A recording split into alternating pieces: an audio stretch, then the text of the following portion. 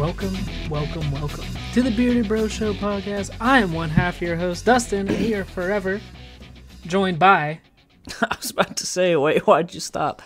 Travis always, guys. How's it going? What's up? Threw you off there. Yeah, you've done that to me, though, quite a few times. True. Like, really, you sound tired as fuck. Yeah, a little bit. Just gotta shake it off.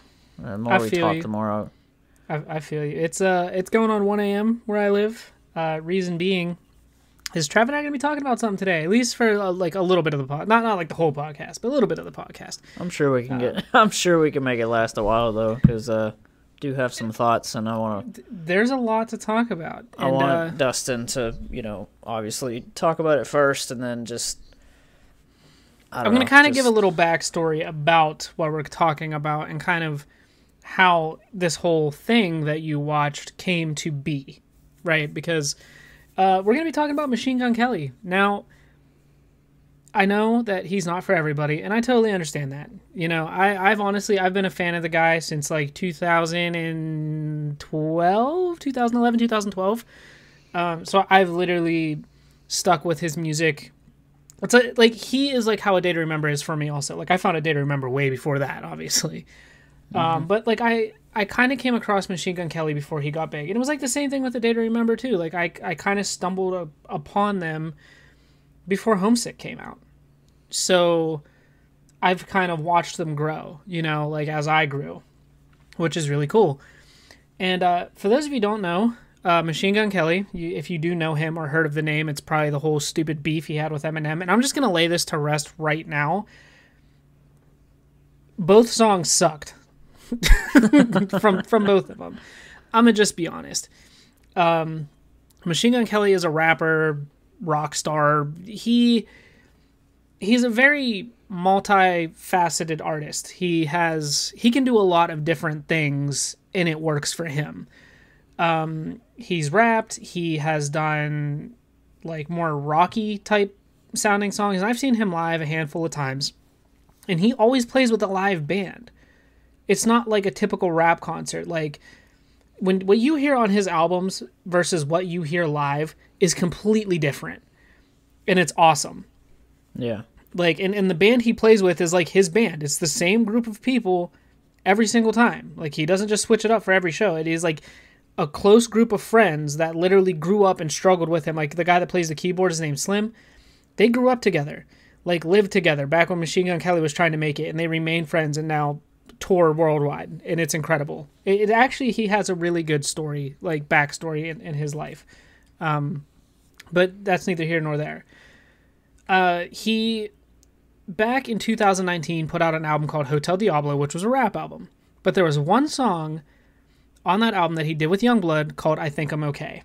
And it was more of like a pop punk sounding song. And they had Travis Barker on the drums. If you don't know who that is, he was the drummer for Blink-182. Like, if you're going to have anybody on the drums for that type of music, you want Travis Barker on the drums. Like, because he literally is like the face of like pop punk, in my opinion, like when it comes to drumming. He's a beast and a great drummer. Yes. So when Machine Gun Kelly made that song and put it out as a single, it blew up. Like, the song absolutely went fucking nuts, and people loved it. And he stated back then that he was going to make a pop punk album, and people shit on him for it. They absolutely, completely doubted the man. They're like, no, you're stupid. It's because Eminem, he made you switch genres. But people don't realize that he was doing music like that before he even like blew up. Like, it is something that has been a part of him. And, now that he got all this attention on him and the spotlight's on him, then people are like, oh, it's because of Eminem. You fucking suck. You can't rap. And he's actually very good, believe it or not. I gotta give it to him for, like, I'm gonna do it anyway type of mentality. He didn't let any of that get to him. There's always gonna be a little bit of that, like, these people are saying this, and, the point is he did what he did, and what we're gonna talk about, he did it. It's there, and honestly, yeah, number 11 on trending right now. I mean, that says something.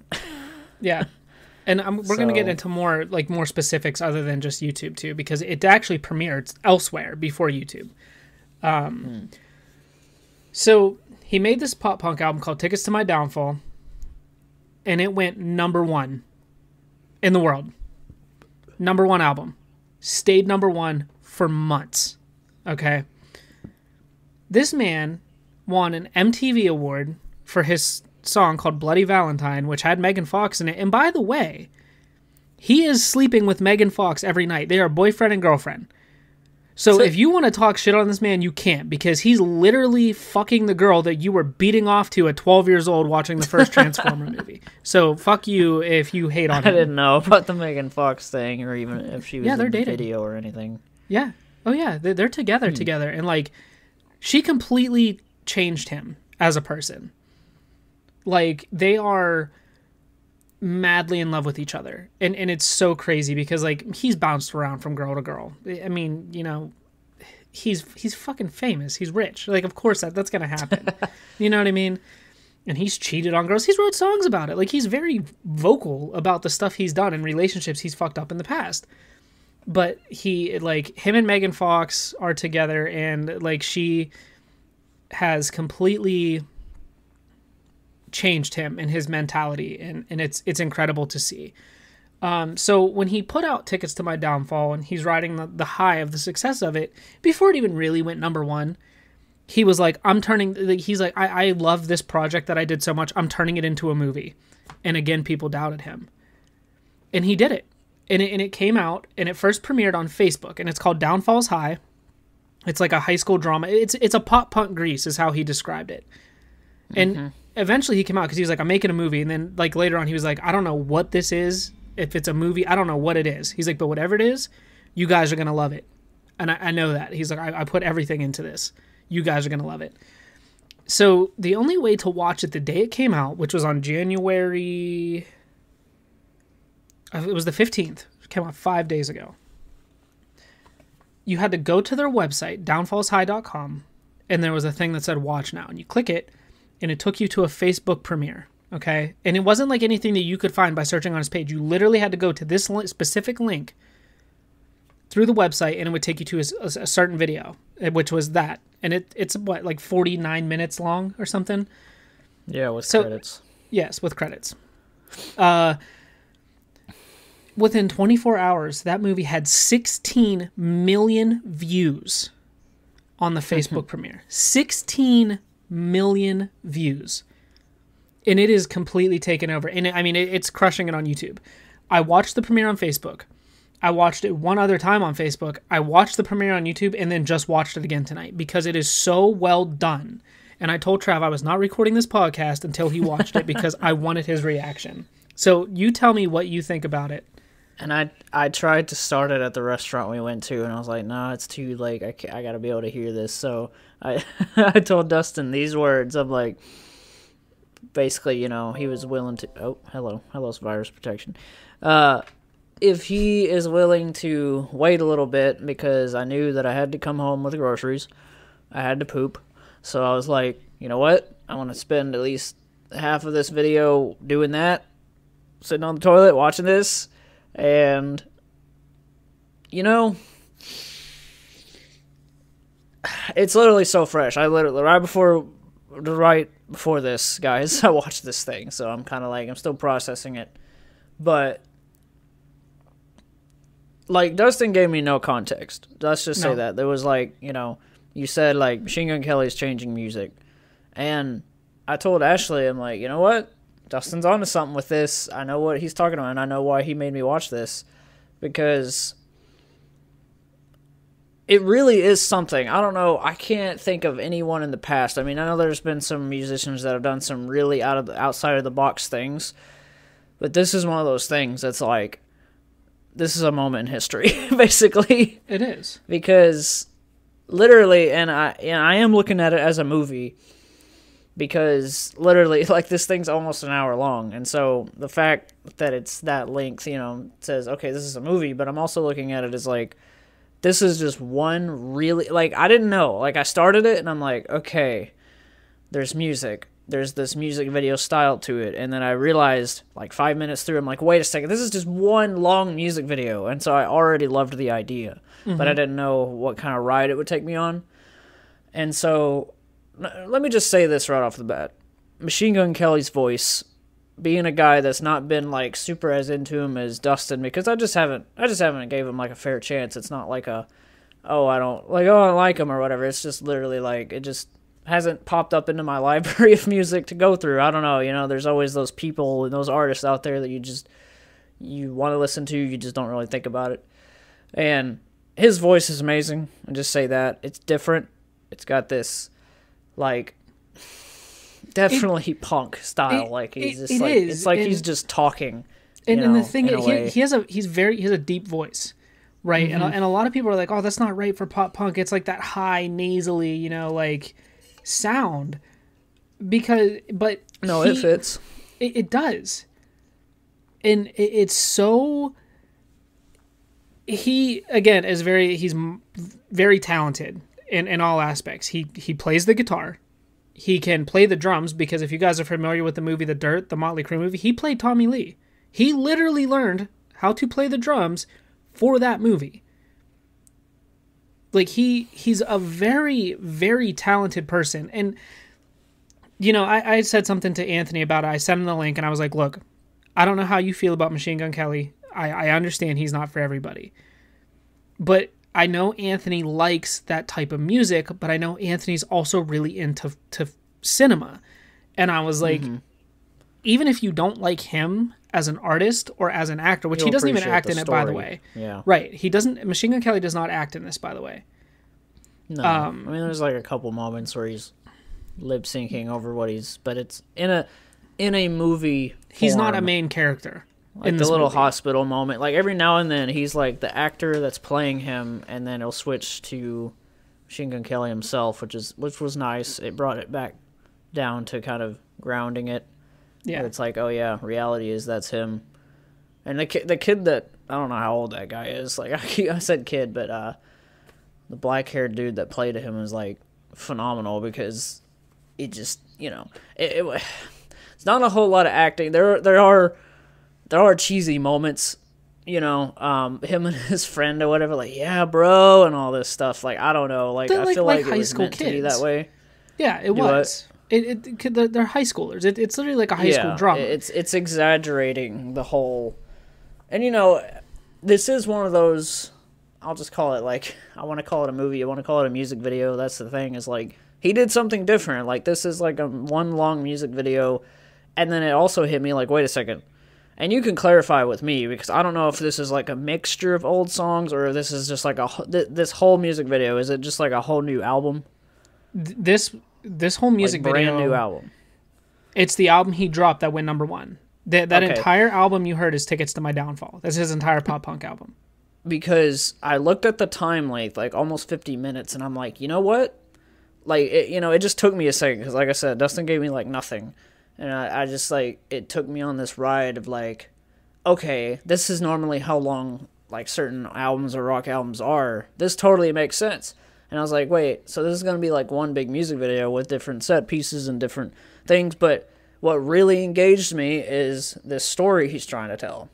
Mm-hmm. And the story about this girl and everything. And, like, and if anything says, like, he's been kind of, like, a little bit rock way back in the day, is the whole guitar thing and how he got it. I was like, okay, so, and at the same time in the back of my head, I'm like, how much of this is true? You know what I mean? But I believed while watching that it's just exactly how he came about. I mean, it's basically like his version of like The Dirt or like Bohemian Rhapsody or something, but in a music video form, which was, in a way, extremely genius, because he would have to do a lot of legal stuff to be like, hey, Paramount or Warner Brothers or whatever, let me do a movie about myself. Like, I'm not saying he's not big, because, God, he is now. If he wasn't before, he's definitely... But... This is blowing up. Like, this is something different that I actually think I prefer versus him doing, like, an actual studio film about his life, even though I would like that too, but it fits because it's music. It reminded me a lot of Rocket Man, just where the whole movie is basically like a play in a way. where they're acting and then they switch to like going into song and stuff. Well, musical, that's the word. But yeah, like I really enjoyed that because I didn't expect to feel anything. There were moments where I got sad, and even near the end, at the end, I'm like, oh, this is really how it's gonna end. It's still kind of sad. Yeah. So, you know, kind of had to shake that off a little bit. It was like, okay, you know, there's so many like little things in there that talking about like don't expect a happy ending in life and yada yada. Like there's a huge message that where like it took me on this ride. It made me think back to high school. It made me think back to like different points in my life where maybe like, you know, I never really was bullied or anything like that. I actually kind of was able to avoid that, but there were moments where people were dicks and, you know, it just those bullies and stuff, and it just like everything, let's just say this, everything was super relatable. And sad all in one package. Like I was just like, you know, I didn't expect it to do that, and I think it's a perfect, like, if he's really trying to tell his story through this and this new album, I don't know how far into his own life or past he's ever went before. You would know more about that, but... And I will touch on that when you finish up what you have to say. But this is definitely, like, kind of like a love letter to his own life, I guess, and it's kind of... There's this... Definitely these open strings as to, like, how are other people relating to this? Like, it just makes you think about how many people are probably commenting, like, I went through all this, and, like, this and this happened, or... I don't know how much you want to talk spoilers about that, but I still am going to just tell the audience, like, we will leave that in the description because it's definitely worth the watch, and I told Ashley, like, I would love to show you this because, and that's not what I expected. I didn't expect to, like, feel like I would like to watch this again. And like Dustin was saying, this dude is an incredible talent, and he definitely did something super different. Mixing film and music, which to me has always been what music videos are. They're really cool because it's visual, and, you know, how many songs have we loved as teenagers or young adults or even now where there's a song that comes on the radio or in a store or something, or you listen to it on Spotify or something, and you think back to the music video. Like, you can't help but to think about the colors, the, like, everything. And so, like, if I ever listen to any of these songs again, it's like, it's going to make me think about this and the whole story wrapped around it. And I think that's what music is like storytelling in its own way, even if sometimes it doesn't make sense, sometimes it's hard to grasp. But he also did something that, like, everything made sense. There wasn't, like, a word that I couldn't understand. Like, he's just literally saying it, like, in his form, in a song form. I mean, because, I mean, that's, you know, poetry is poetry and poetry's music, and it all intertwines. I guess that's the best way I could say any of that is definitely A+. Yeah, and that's why I told you to watch it, and I didn't tell you much about it, because I was like, Trav and I are very, very similar in the way we think and the way we kind of feel about certain situations. And I knew, like, you know, and again, and by the way, I'm going to talk more on about what this is about, at least how I picture this to be. Like I said, he's very vocal about his past and his life. And I can't say that this is necessarily like about his life, but if you know him, a lot of these songs, like, I understand the meaning of these songs than, you know, which are going to be a little bit different than what Trav saw, because Trav has never listened to the album or doesn't know much about Machine Gun Kelly. So when I tell you what I tell you will honestly make more sense. But I just want to touch on the fact one more time that, like, even if you don't like him as a person or as an artist, if you watch this, you will have some level of respect for him because of what he created. You know, whether it be the music, whether it be the story, whatever, it's incredible. And him and his friend that he directed it with, Modson, that wrote it together, Modson's another music artist, they wrote the script in like 3 days. That's how excited they were to do this. Like, he knew, you know what I mean? And so, again, it's not necessarily about, like, him growing up or his high school experience. his mom left him and walked out on him when he was young. His dad was an alcoholic, beat him, like he left. He left his home. The only person in his family he was close with was his aunt. Now, there is a scene in the movie, something happens, and there's a part where him and Travis Barker are in all black, and they're leaning against an ambulance, and I know Trav knows exactly what I'm talking about, and that song that plays, right? So, he also had a daughter very young. Machine Gun Kelly has a daughter, had her very young, right? So, there's another song that kind of ties into this later on. But that song that I'm talking about now, where they're up against the ambulance and he's singing that song. Okay, he talks about that song's about his dad and his aunt. Okay, him and his dad didn't talk for many years. Like he completely fucking disowned everybody in his family minus his daughter and his aunt. His aunt passed away from cancer a few years ago now, and her dying wish to him was, I want you and your dad to get close again. And he did. He started to get close to his dad again. His dad just died before he released this album. Dang. Yeah. So that's kind of what that's about. Now, the visual that you get in the movie part of it, does like what happens and why they're playing that song has nothing to do with what actually, the song's not about what happened in the movie. It's about like his dad and stuff. So there's that whole thing.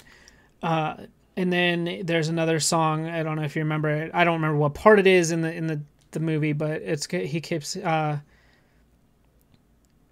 song's called Play This When I'm Gone. And at the end, he keeps saying, I miss you. I miss you. Okay.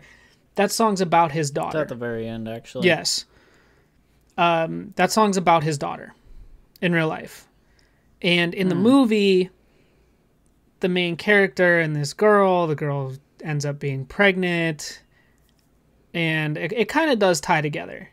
But that song's about his daughter, and that's why it's titled Play This When I'm Gone. And that song, being a dad of two, that song hits me completely different because I have kids.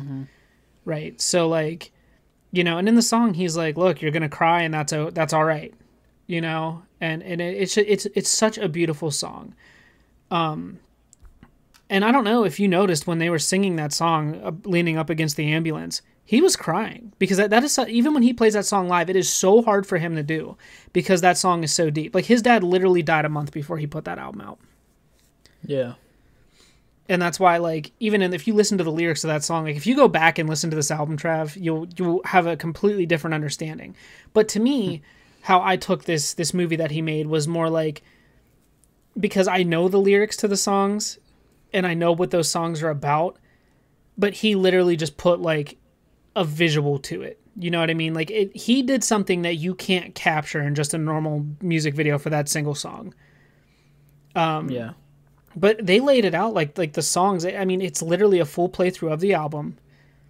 And it just gives you such an incredible visual representation of the lyrics that he wrote. Even if they don't, like, the movie doesn't specifically deal, like, again, with his dad or his daughter specifically, you can kind of get a sense of what he is trying to say in those songs. And it's done so well. It is done so well. I literally have watched it 4 times, and it's crazy.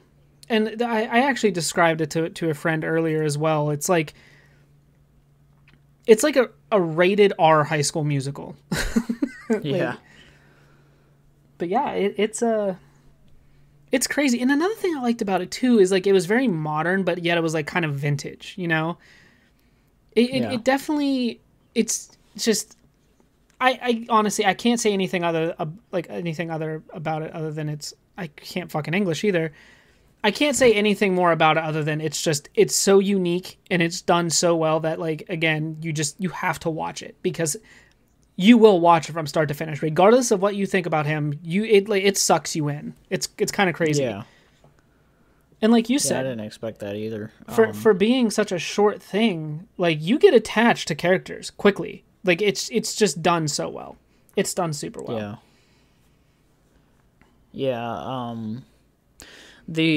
changing sets and everything, the music video part, that's like, like him with a guitar and singing, and then you got the drummer, like I love that it kept changing, because it set the tone, kind of what was going on. Like, I don't know, it just would have been a lot worse. It would have been fine, but a lot worse if it was just like one whole room the whole time he's singing in or whatever.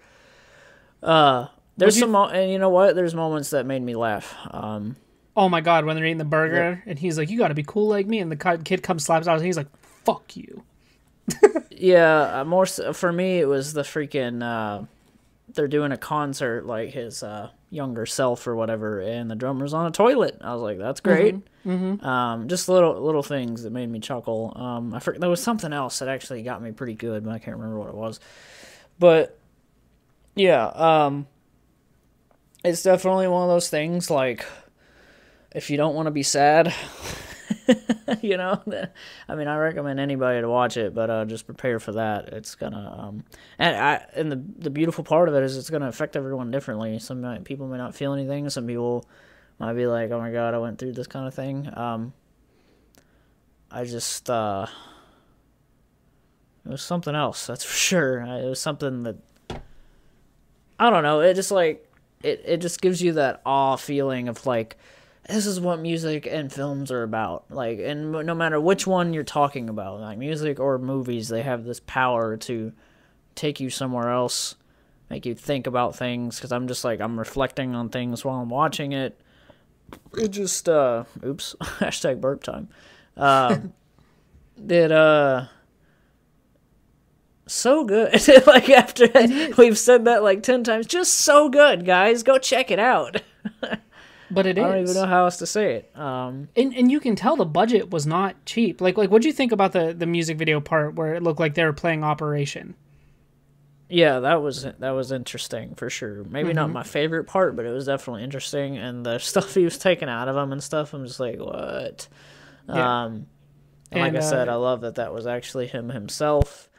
And, just the writers, the director, everyone that put this thing together, applause. Do what? It went from widescreen to like old TV screen with the bars and like all this stuff every now and then. Loved that touch. Yeah. Made it feel like Dustin said, it felt modern, but also felt like it was also taking place in the past. And they also changed up the way the music sounds from the actual album too. Like the part where she finds out she's pregnant and like she's afraid to tell him, so she's like kind of ignoring him. And that song that's playing that has the girl singing, my favorite song on the album, by the way. It's my favorite song on the album. I honestly thought for a second it was gonna cut to Hayley Williams. I was like, is that that's Halsey? Hayley Williams? That's Halsey. That's crazy. It's wild. She killed it. But like there was parts, like there's kind of this part at the end where they kind of like harmonize before it goes to the chorus the very last time, and they like spread it out and like kind of just changed the way it sounded, and it just adapted to the movie so well. It's just, again, they just made everything just flowed, like it. It was crazy. It was just it's literally. I personally believe, people are going to hate me for saying it, I believe it, like, cinematically, it's a masterpiece. And it's something that, I mean, it just, things have been similar to this, but this is just, nobody could ever replicate what he did with this. It is, honestly, it's a one-of-a-kind thing, and there's something that just anybody can appreciate about it. You will find something to appreciate about it. Yeah, for sure. Agreed. I mean, unless you have more to add, like it's pretty much it. Like, guys, you just go watch it. Just go watch it and just watch it. I'm telling you, if you literally have a good like 45 minutes to burn, it's perfect. It's the perfect thing to just watch. For sure. Definitely something that was unexpected, and you know what? Applause to Machine Gun Kelly for just doing something different. And I can feel it. I don't even know his thoughts, but I just sense that feeling of like those thoughts of I'm gonna take this by storm. I mean, there's lyrics in the whole thing that talk about it itself. It's like, look what I became or whatever, and I'm a sucker for a good story of like the loser person that like became something. You know, it spoke to all the like kids that you went to high school with and stuff that like were like different and like the hair color and like and just, you know, yeah, it's for, and he was putting out trailers people trying to make it in life, and also it really touches on the like garbage mentality of high schoolers. And you know, just this like all over the place, like don't know what to do with your life, like sex, drugs, and rock and roll, basically. And it just, there's always somebody out there that's been through stuff like that. Of course. And he was putting out trailers for this too, like probably about like a few weeks or so before he actually announced the release day. He put out like 3 trailers, and every time I watched every one of them because they were just short, like little 20-30 second clips. And even watching those, I was like unsure how this was gonna go, because like I saw it was like a high school setting, and I was like, like, you know, what does this have to do with the album? You know what I mean? Like that was my thought watching the trailers, and I was shocked. Like I was hooked. The second like after the first song, like the second the acting started kicking in, I was like, all right, like, okay, like, yep, I'm in for the ride. And it definitely a ride it was. It's definitely good. And I'm glad it's like the length that it is, because I feel like they could have definitely extended more like in the movie side of it, but I'm glad they didn't, because it as short as some of like the clips were in between the songs, like it really kind of, you know. Yeah, if you literally piece together only the movie part, it would all make sense. It would, yeah. You know what I mean? 100%. It's not like anything's missing. It's like it's doing that thing where it's going through time, because there's a lot of jumping parts. Like, a girl likes a guy, they get together, like, and further, and oh, I got you this guitar, and like blah blah blah, which was just cool. Seeing all that, and just in whatever way and however much means what, because I know, you know, a lot of musicians like to do that. You think something means one thing and it's actually the opposite. That's like their secret, and like you try to figure it out. And no matter if any of this actually happened in any way, or if it's just like one big metaphor or just something, then it's still in some way storytelling in a, I use the word gripping form, I guess. It grabs you. So it does. Like I said, I think it's something people can relate to 100%. I'll just hit Dustin with this. HBO Max, like you said, is fabulous. It is a superior service. I haven't actually grabbed. Actually, a couple friends of mine, their brothers, lended me their account. So I was like, you know what? I'm going to scroll through here. I kind of felt bad, but they were so willing and weren't giving it to anybody else because they trusted me, I guess. So they were just like, yeah. And I was like, you know, should I make my own name on here? I was like, yeah, so you can have like your own list and all that. All right. Scrolled through there and was blown away by like, oh, okay, the entire animated series. Batman. Yeah. The entire, you know, this or that. And, you know, and let me just say this on the side real quick. There is a big thing going on in the Godzilla community right now, which is give us the freaking trailer. I don't know if any of you guys have seen that, but like, yes, Warner Brothers is just not giving in, because they moved that movie up to March 26th. It's no longer May, and we still have not had any marketing. And I'm not going to be here and talking about kaiju movies the rest of this episode, but the fact that I know in my soul I'm going to go see that theatrically, I'm going to go support it. I'm a fan of this stuff. I'm going to go support it. But the fact that I could literally come home that night and watch it again, we're living in this totally different time. Like, theatrical / streaming releases are pretty much, like, the future. Like, I love it. I mean, I don't know if I'll go see it again, whatever, but just knowing that I see it in theaters, I could literally go right home if I'm just like, oh my god, it's so good, I gotta watch, like, this part or whatever, like, I could do it.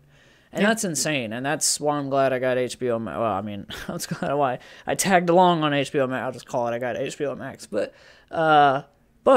you know, all that they're giving you, you know, Wonder Woman, just pretty much everything Legendary and Warner Brothers. I mean, I don't know all the rules for that, if, like, Legendary is going to, like, have everything on there. But I know that they plan, like, anything MonsterVerse, it's going to be theatrical and that. And I'm so happy for that because they knew that people have been waiting since 1962 to see these two have a rematch again. And it's, like, it's phenomenal. Like, people are jumping on that way more. Like, Godzilla's more mainstream than he's ever been. Ever. And, you know, like, it's been like this tease of, like, oh, okay, you gave us 3 seconds of Kong punching Godzilla, and it's been memed. It's been, like, I've seen so many funny things. I've seen, like, somebody say, this is a reference to the Marvel movies, Kong punches Godzilla, Godzilla spits out a tooth and growls, and then Kong says, I'm sorry. I was like, that's so freaking great. Freaking Hulkbuster and Hulkbuster and Hulk fighting. I don't know, man, like, that's just something I wanted to cover real quick, is that plus HBO Max, like, knowing, you know, the Snyder Cut, and that's been talked about as being now 4 hours. I thought we already, I don't know, like, crazy. I thought they already covered that. I thought they already said it was going to be, like, 4 hours, but then all of a sudden this article came out, like, 2 days ago, like, Snyder Cut's now going to be 4 hours. Like, I thought it was, unless I'm thinking it was like 3.5 before. I'm just like, either way, a long time and a long watch. But obviously, if I have to take a week to watch it, I'll freaking watch it. Right. Because HBO Max is so far pretty amazing, and can they keep that running? You know, can they keep that going? Hopefully, definitely. Hopefully it doesn't go under. Like, hopefully it isn't like a situation where they're having to compete. I think all these streaming services offer something on the side that's special in its own, because I never even thought of it, HBO Max, as like this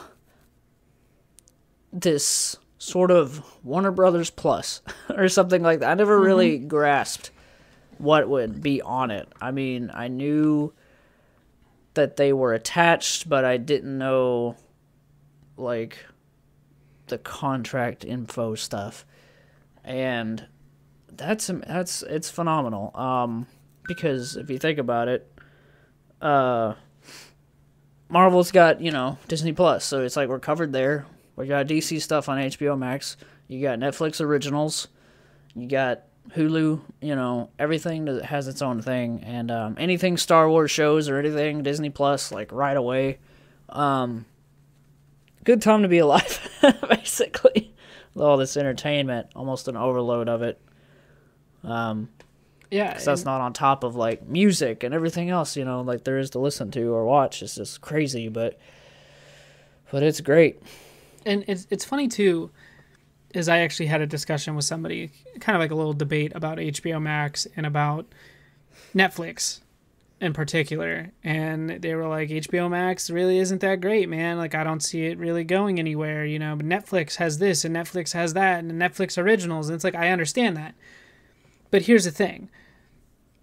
I get HBO Max for free from not only from the company I work for, but the cell phone plan Tristan and I have. HBO Max is included in our plan for life as long as we keep, at least one of us keeps that data plan specifically. We have access to HBO Max. It's never going anywhere.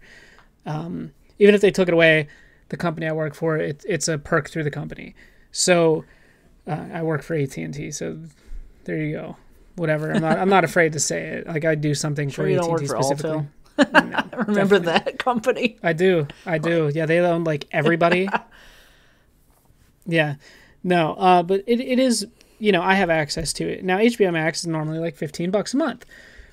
And this is how I know HBO Max is going to do well and keep going. Because of the time we live in, you know, and I'm sure, and I guarantee you, yeah, AT&T bought out Warner Media, which is cool, you know, for them, and especially for HBO Max, because that right there, and it was the same thing with Disney acquiring Marvel and the whole Disney Plus thing. People moved from Netflix or whatever they were using to Disney Plus specifically for that, right? And obviously Warner Bros. Has a wide variety of movies. It doesn't even have to be necessarily in the DC universe. You know, Warner Bros. Makes a lot of different movies. So it's huge. That's huge. And look back at HBO Go or HBO Now. You know, it was like HBO Now, then it was HBO Go. And all that was just HBO originals. And that shit was like $20 a month, $25 a month. Yeah. Look at HBO Max, which is everything that HBO originally had, plus now all of this in these contracts for only $15 a month. And, you know, don't get me wrong, I love Netflix originals. There's a lot of original shows that we literally have Netflix for that specific reason, because we watch originals. But if you think about it, if you have the Max Netflix plan, you're paying $18 a month. Mm-hmm. You know, I firmly believe that HBO Max is 100% worth every fucking bit of the $15 a month. To the last penny that you would pay. It's beyond worth it. It has so much to offer, and I'm honestly shocked that it's $15 a month, because with the variety they have, people, I think even if say that thing was like $20, $30 a month, people would pay that because of what is available to you on that platform. Mm-hmm. It's crazy. It's the same thing when Disney Plus did the Disney Premiere thing, and people were paying an extra $30 to watch the fucking Mulan live action movie, and that's it. And people are still paying that for that one movie on there. Look what HBO has to offer. Yeah. I haven't seen that, but I heard it was so trash compared to, like, I mean, I'm not gonna sit and like say, because I don't think anybody should compare it to the original. The original is just a classic, and absolutely animated, you can do so much. You know, animation is like its own thing. Like, it can be so much more like magical. Just like anime, where like there's that guy that said anime will always be better than live. You know, and I have agreements and disagreements with that, but I get what he's trying to say, because anime characters are who they are. Like, there's different voice actors that play them, but they, like, the way that they draw people, and, like, let's say, like, there's, like, a kid that his father just got murdered or something, and he's just screaming at the top of his lungs with tears gushing out. Like, if a real live-action person on camera did that in that way, exactly the way it looks, it would be a little cheesy. I get what he's trying to come from with that, because it makes you kind of rethink how you look at animation, and all those adults and people, even in my family, that look at animated stuff as, like, for kids. It's like, you're dead wrong. But, yeah, completely wrong. But, yeah, I forgot where I was going with that, but, yeah, it's, like, I don't know, man, like, yeah, HBO Max and just all this stuff that we have, like, I won't lie, the streaming world has made me a little anxious about, like, I'm like Anthony, where I can't go without the theater experience. I am aware that, like, we're basically able to make a theater experience at home now. And I know those certain people out there. I even have friends that are like this, and not to bash them, but I have those friends that are like, yeah, and, like, I can do whatever, or just fart in my chair, or, like, or whatever at home, you know, like, it's different. You can go and make popcorn in your microwave, and, like, you know, it's really cheap. I get it, but it's that experience, man, seeing something on the big screen, big sound, and just, like, being with an audience experiencing the same thing with you. It's like you're all, this is gonna get deep, guys, but you're all one, basically. It's just kind of like, it's something different. I'll always respect it, and I just hope that, I'm hoping that within, like, the next 10 years, we're not just like, and I know COVID is definitely putting a wedge there and almost making that happen faster, where, like, streaming is just way more, like, that's what's watched right now. I'm kind of surprised my Cinemark is actually holding its ground. Like, they're actually still playing movies and stuff, but one way I was able to watch, what did we actually watch? That was like, oh yeah, Empire Strikes Back. Like, came out in the theater, and we went and saw that for, like, a one-night thing, because they're only playing classics and stuff right now. Because new movies and stuff, like, you know, I almost said Captain Marvel, Black Widow and stuff wasn't able to come out whenever it was supposed to, and all this stuff going on. Like, I hope that post-COVID that we can get back to a world where theaters can thrive again. I feel like when we do, the theaters will start getting packed out again because people will miss it, and there is an audience for theater.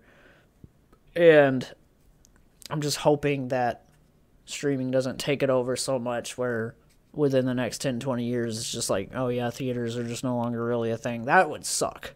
But I do understand that freedom of, like, when Godzilla vs. Kong releases on March 26th, if I really wanted to at midnight, I could watch it. That's crazy. Like, that's such a great thing we got going on in today's time, 2021, guys. I mean, how weird has it been? It's been crazy, but hopefully COVID's not the reason. COVID, killing the theaters along with everything else. And, but, and I'm not trying to be negative or whatever, but I'm just trying to stay optimistic about it. I just, but I'm really digging this whole, like, streaming/theater releases. That is amazing. It's giving people a choice, like, because when Wonder Woman 84, I didn't go see it, but I could have. Like, it was there. It was available at my theater. And, the Warner Brothers stuff, that's a great idea. By the way, I mean, I wish Netflix would actually do that more often. You only imagine watching, like, some Netflix original movie that's also released in theaters at the same time. That'd be weird. That'd be crazy, That'd be I big don't know. for Netflix. The support to the box office and to the people that made those movies. I feel like your money, if you're gonna support them, the theater is where it should be. But there's still some form of that when you click on the movie on a streaming service. I don't know how that works, really. I actually know more about how the theater situation works, but when it comes to, like, these streaming services are, like, keeping track of what you clicked on, and, like, some money goes to the, like, I don't know, like, that's, like, streaming has, like, its own box office. And it's, like, that's weird. Like, how, like, if I watch GVK on HBO Max, like, how does that support? Oh, I'm sure it does. I don't know. I'm sure they get some sort of proceeds from views, or I'm sure they keep track of all that. Now, I don't know why I'm saying this.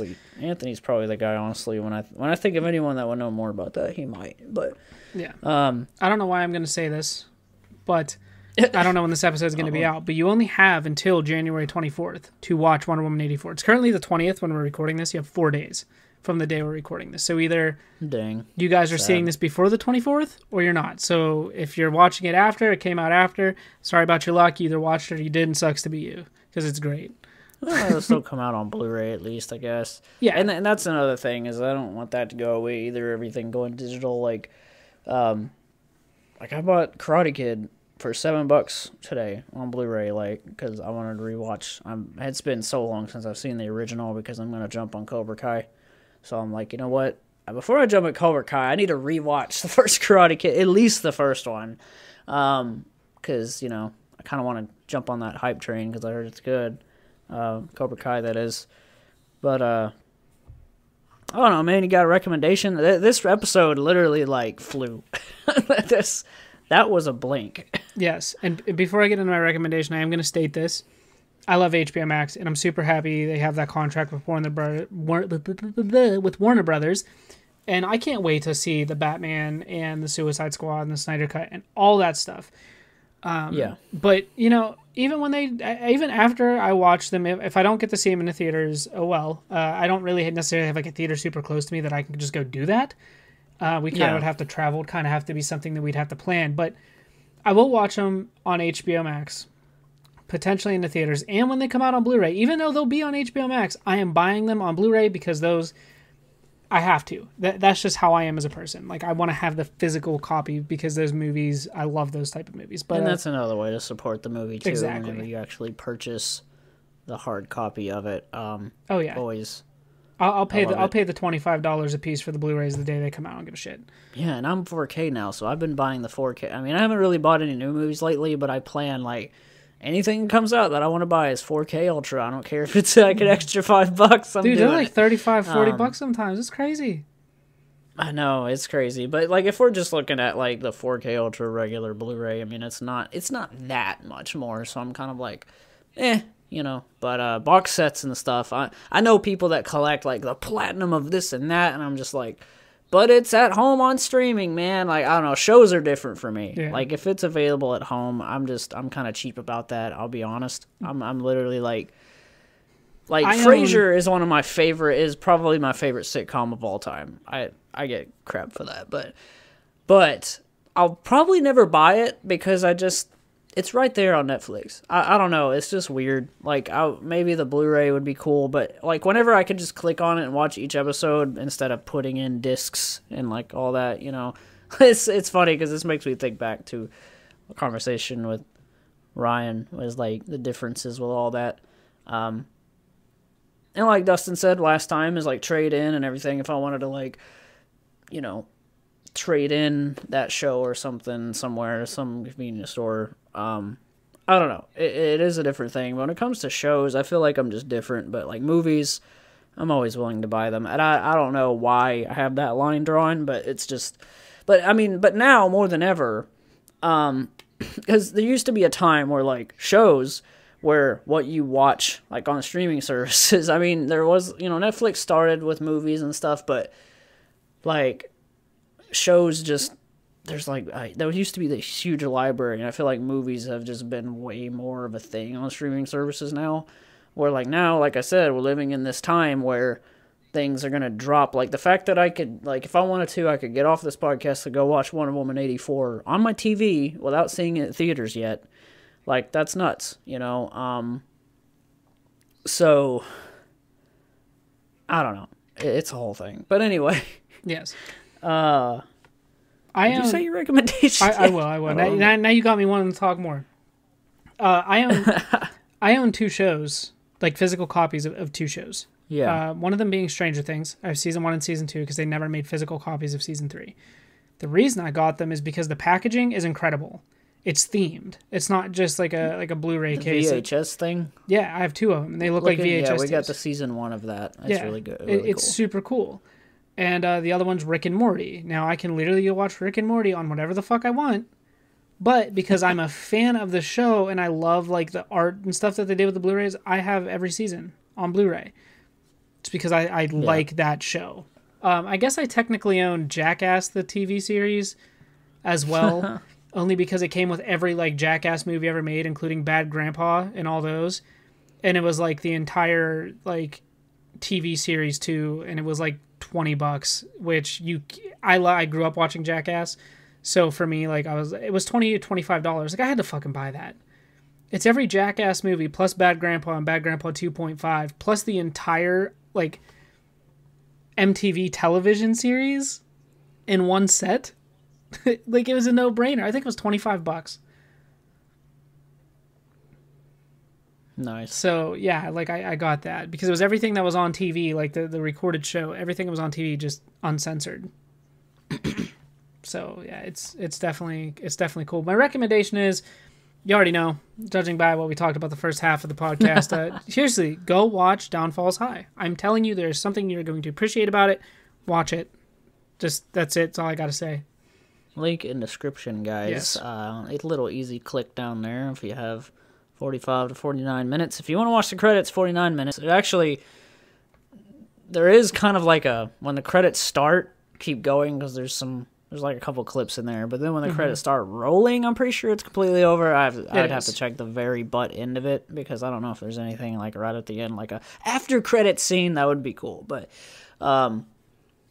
my recommendation is totally way off subject, and I'll this isn't something I've told Dustin or like, it's just been a me and Ashley thing, and no one even knows that I watched this guy. But on YouTube, Dustin may have seen him, probably suggested or something. He's pretty big. I don't know. He's probably into like 1 million subscribers, but Dr. Tubio Never heard is of a him. chiropractor, and he has the greatest just I don't know, man. It's something. I've just really dived into it a lot lately, where like these like 40-minute videos of him fixing people and stuff, like their backs, and like doing the like Y strap thing where you pull. It's really cool. Like a lot of people would look at stuff like this as like, cause his thumbnails are definitely like, they seem like they're gonna be, how can I say this? Like over exaggerated? More, huh? Like over exaggerated? Well, you're getting, he's got this one screenshot of like, it's girls and guys with like a shocked face or whatever, and it just like it. At first, when I started watching him, I thought it was going to be a certain type of way, because I've seen other chiropractor channels that really over-sexualize it, like the rough stuff and all that, and it's just like, but Talk to Tubio seems really wholesome. He's really cool seeming guy, and I don't know, man. It just, there's something about it. You get emotional reactions out of these people that like you kind of like, he brings them in, and it's funny because he's in Texas, and Ashley has literally considered, like, this year we go and, like, make an appointment for him.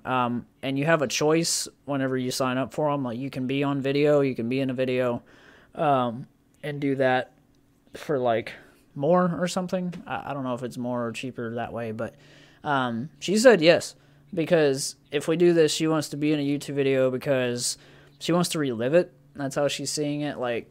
But highly recommend it, guys. Like, I think you guys will get lost in it. If you watch him, you'll binge him like I have. Or it's just not your thing, but he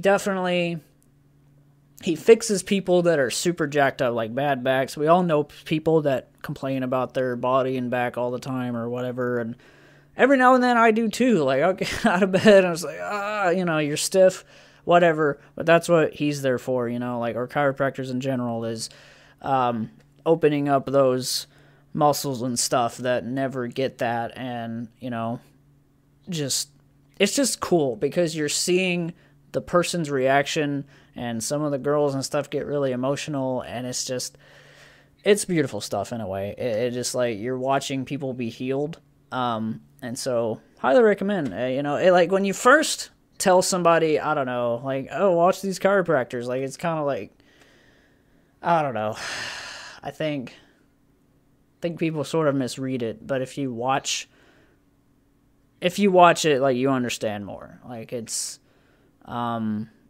basically just one big vlog of cut together, really well edited too. But yeah, it's great. It's fun to watch these people just. There's actually a channel I'm going to send you when we end this. It's this guy named Trash Panda Disc Golf, and this guy's mission is to create a fully recycled disc. And when he started, like, a lot of the plastic he was using that he was melting down to make the molds for the discs was plastic that he picked up off disc golf courses, like plastic bottles, Gatorade lids, and he's literally trying to make a fully recycled disc golf disc. So if it ever got lost, it would decompose and not harm the earth. And it is so cool. He's such a small channel, but his editing, his production, and just the way he does stuff is incredible, and like, he deserves way more recognition than what he gets. Nice. I think you would appreciate it. Like, just his production in general is worth watching for. And I'll send you one of Dr. Tubio's videos after this. I'll actually send you this one guy that I think I've got the most sort of emotional with him. Not necessarily. It was just like, I think he was the first dude in there that really got teared up and stuff, because his back, like, he literally, like, complains, like, the whole beginning is like them explaining to Dr. Tubio, like, all of their, like, problems they've had and stuff, and then they get to the, like, the whatever it's called, I want to call it, like, the little chair, the bed thing where he actually does the work. But the one thing that you, like, whenever he tells them to, like, breathe in and everything, you just kind of, you get lost in it. You start doing stuff with them. You're bracing for it to almost happen to yourself. And this one move that he does that is literally, like, it literally looks like he's going to snap their neck. It's called the Tubio lift. and he has to get up on the thing with them. He puts his arm like around their neck. He makes them like he makes them totally let go. Like they have to like completely rest their shoulders and stuff, or he'll like maybe hurt them. You know, it's this like specific thing, and you just, I don't know. It's that thrill. Like you're on edge with them, and those cracks, man. He has some videos on there that like full episodes of specific people, but the other ones are compilations of cracks and stuff. And so it's just this cut, like like I don't know, it's just like snapping so many people's necks and stuff. And some of those pops are so loud, and a lot of people that get this work by him say, like, dude, I have not made that specific part of my body pop in years. And it makes you wonder, because I feel like my back is so like loosey-goosey all the time. Like I can't really get it to pop good like I could in like school, but I almost fully believe that if he did that to me, it'd probably pop really good. I don't know, he's magic basically, I guess. But he seems like a cool guy. I've been to a chiropractor one time. He wears all these different shirts that he'll like put on the screen, like, if you're a Naruto fan, leave a comment. And so I did, and he sent me back, believe it. And I thought that was cool. So I was like, I actually got a reply from Tubio. Really cool guy. Maybe Ashley will go see him one day. I'm going if she does that. That would be insane to be in one of his videos. I've been to a chiropractor one time, and it was literally the most relieving experience ever. It's terrifying. Yeah, like that's what, like everyone in the video always says, I watch these videos, like they do their research usually before they show up. I mean, why not watch the videos and watch people get worked on to know what you're in for? But they are always saying like the Y strap and stuff is like nothing else you've ever experienced. If you watch it, it's still not the same. It's like when you actually go through it. It's just funny because he'll tell the guys like, put your hands on your stomach.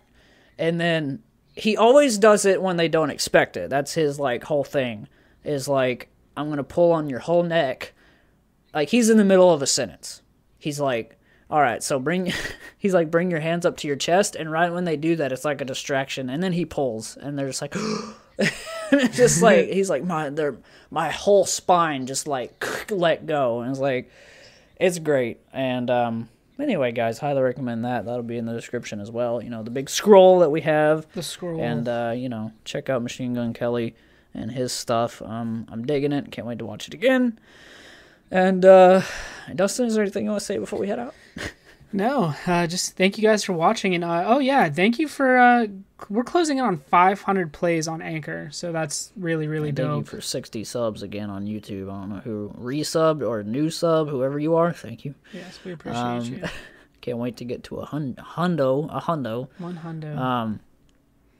And yeah, a lot of growth, loving it. Got like me and Dustin were talking about, we got a little audience that I told him, like, I did not even expect to have even a little bit of you guys. Like I thought it was going to be a lot slower growth rate, and thank you for that. Like generally, like I'll never not be thankful for that, no matter how, if this podcast somehow blew up, I don't know, like it don't matter to me. I mean, it'll be cool, but like, I'm just saying we just enjoy it. We just enjoy doing it. I'll always be appreciative of like anybody that hits that like button, subscribes, whatever, listens even for 10 minutes. And we also love you, Oro. You know, you're the guy that's watching and listening to all the episodes.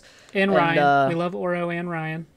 And Ryan, yeah, like I like left out my best friend, like just like, and Ryan. Oh yeah, there's that guy. But yeah, we'll be talking to you guys next time. See ya.